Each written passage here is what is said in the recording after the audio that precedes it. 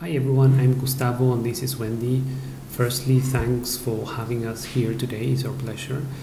So we run the International Design Practice Forest and Rail, and today we are going to share a bit of the work that we do and how we have been responding to the challenges of the pandemic here in Singapore. So when the public health crisis struck, it resulted in unprecedented global lockdown of cities. People are trapped in homes. Working from home has been normalized, at least it has for us here.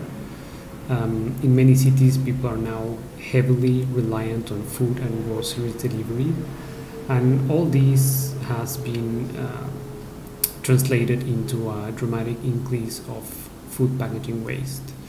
So this led us to think, as designers, how we can take this challenge of reducing single-use plastic in food delivery and takeaway. Yeah, so as we approached this project, first we asked, what are the reasons that lead to inaction despite greater public awareness for environmental issues? Why do people not care enough to be committed to change? And we think there are two key reasons. One, we cannot foresee the effects of climate change and visualize a faraway future that may not immediately affect us now. And two, we do not think our small individual actions actually matter. And based on these 2 points, it became clear that for people to adopt change, any change in the lifestyle, we need to design desirable, sustainable alternatives that do not compromise on functionality or user experience, material properties, or even cost. And these solutions should ideally also integrate within existing ecosystems. And a bit of figures now, according to UN environmental report, out of the 300 million tons of plastic that are produced worldwide every year, almost half of that goes to packaging and is designed to be used only once. And this is one of the reasons that we chose to focus on reducing single-use plastic in food packaging.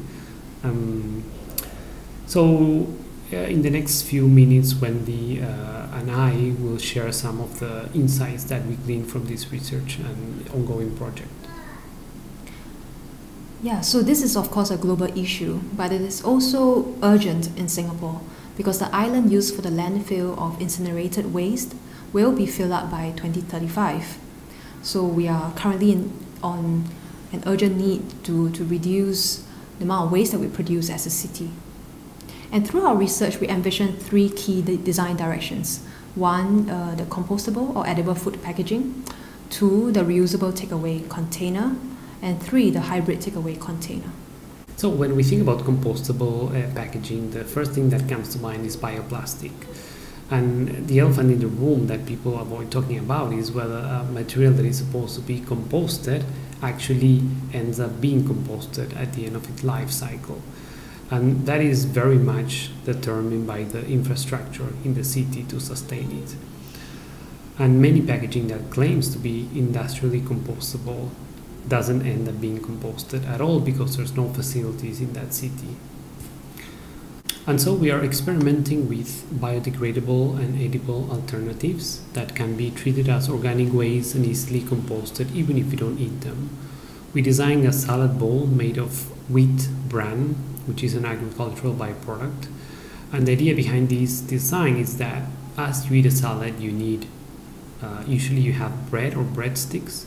So this container allows you to break part of the container and use it to help you as you are eating your salad. That's for the base, and the lid is formed in PHA. That's a bacteria-based material that is fully biodegradable and has properties similar to conventional plastics. However, despite advancement in biodegradable materials, it's always better to reduce first and then reuse instead of disposing or recycling. And designing for inner loops is one of the key strategies for circular design thinking. Okay, and in the second direction, we looked at the ubiquitous reusable takeaway container that we're all very familiar with. Your lunch boxes, your bento boxes. So in our research on users and local culinary culture, we realized that the gestures and behaviors that exist in the Asian context are markedly different from the West, and many of the existing lunch boxes do not fulfill the needs and diversity of Asian cuisine and eating gestures.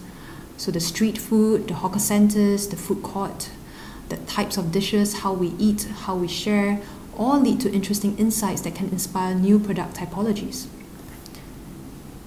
Another insight that we have is that an ubiquitous lunchbox is originally designed for food prepared at home, in the comfort of your kitchen, right? And when we look at the Asian context where food is widely and cheaply available, and many people take away from food courts and restaurants, the reusable food container actually has two uses: the consumer who carries it and the food vendor who prepares and serves the food.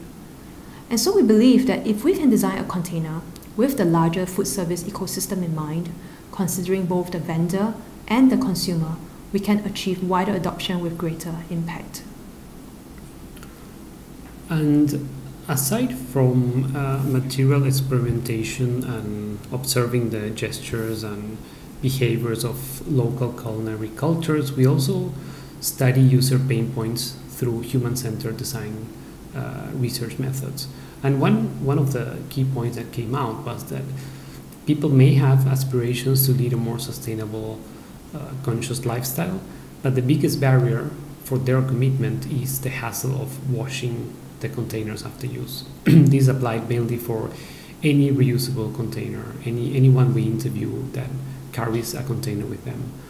So that's where we came up with this third direction, which is a hybrid model that has part of it is reusable and part of it is biodegradable. So it's combining the best of these two other solutions. So this kind of sums up some of the insights from this design project we are currently working on. And aside from these, in Forest and Well, there are basically two key approaches in our design philosophy. One is to design products and systems for longevity, and the other one is that we envision future narratives mainly for museums and cultural institutions. And we're now working on one project that I would like to share as well. So when the pandemic shuts down travel and all international trade shows, we were actually curating an exhibition for the Design Singapore Council that is to be brought to the Milan Design Week, right? So that had to be all scrapped and rethought because all trade shows have been cancelled. And it really got us thinking, what is going to happen to exhibitions in a post-COVID era? And how are we going to stage exhibitions? How are we going to showcase design? If we do it virtually, who is the audience? Would it be the same? Would we build those connections that we usually build in trade shows virtually? And actually running right now in the National Design Centre is the exhibition Vision of the Future that we have curated in response to this crisis. It showcases young design talents from Singapore with both a physical and a virtual component. In the exhibition, we also design a pedestal that is conceptualized based on the soliton curve that marks the returning waves of virus transmission over time, which we are currently seeing the second and third waves in cities in Europe, in America, and also in Asia. And this pedestal design is also designed to ensure social distancing in an exhibition context. And this concept extends towards the exhibition identity that is made up of social distancing tape.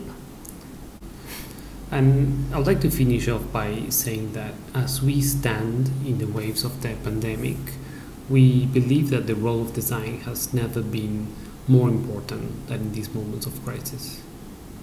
Thank you.